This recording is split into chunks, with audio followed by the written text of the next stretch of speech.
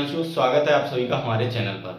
आज हम बात करने वाले हैं कि टेम्परेचर बढ़ाने पर उसके डेंसिटी मतलब सॉलिड और जो लिक्विड होता है उसकी डेंसिटी पर क्या इफेक्ट पड़ता है।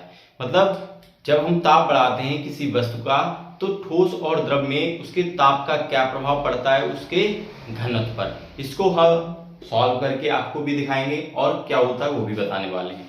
तो सबसे पहले हम जानते हैं कि जो डेंसिटी होता है, डेंसिटी इक्वल टू होता है मास अपॉन वॉल्यूम। कितना आप लोगों को पता है? ओके।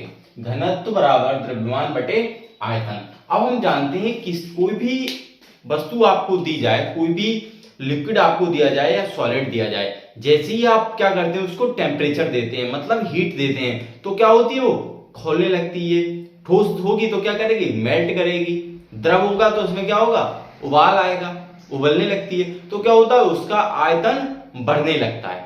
क्या बढ़ने लगता है, आयतन बढ़ने लगता है।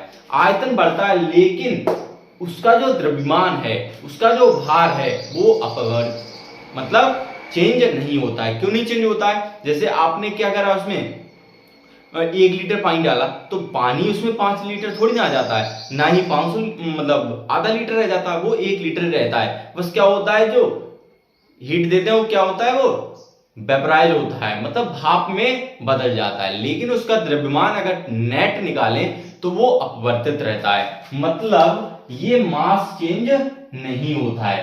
तो यहां से भी आप देख सकते हैं कि डेंसिटी जो है, डेंसिटी की बात करें वो इनवर्सली प्रोपोर्शनल है किसके, वॉल्यूम के।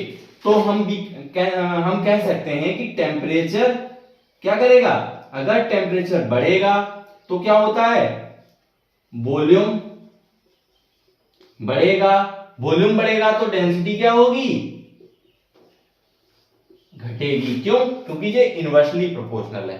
ठीक है, अब हम इसको डिराइव करके आपको दिखाते हैं। अब आप लोग देखेंगे कैसे ये डिराइव होता है।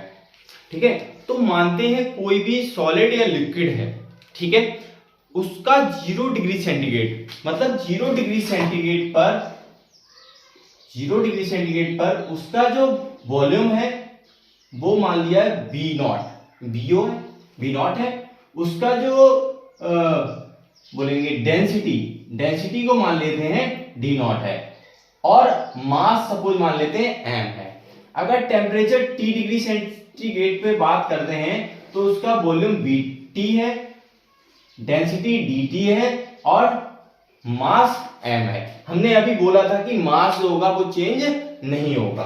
ओके, अब आप जानते हैं कि D equal to M upon B, घनत्व बराबर द्रव्यमान बटे आयतन। यहां से अगर हम निकालें तो m बराबर D इंटू बी, यहां से हम देखेंगे। ठीक है, यहां से ये आएगा आपका m equal to V naught into D naught, और यहां से आएगा m equal to V T D T. अब क्या होगा, एम एम तो बराबर ही होंगे, तो यहां से हम लिख सकते हैं B naught D naught equal to B T D T. Clear? इतना आपको समझ आ गया? Very good. अब हम बात करते हैं कि हम जानते हैं आयतन प्रसार गुणांक, वॉल्यूम एक्सपेंशन कोएफिशिएंट के बारे में। अगर आपने इसके बारे में नहीं जानते हैं तो आप पिछली वीडियो में जाके देख सकते हैं। किसके बारे में बात की गई थी, आयतन प्रसार गुणांक मतलब V equal to V naught 1 plus gamma T. ठीक है, या इसको बोल सकते हैं बी टी। ओके, अब यहां से हम बीटी की वैल्यू इसमें रख देते हैं, तो यहां से बीटी की वैल्यू क्या निकल के आएगी, देखो बीटी इधर ही रहेगा, डीटी नीचे आ जाएगा, तो बीटी की वैल्यू निकल के आएगी B naught D naught upon D T equal to V naught 1 plus gamma T. ठीक है, अब यहां से वी नॉट और ये कैंसिल हो जाएगा। ठीक है, और अगर यहां से हम dt निकालते हैं, dt इक्वल टू हो जाएगा आपका d not upon 1 plus gamma T.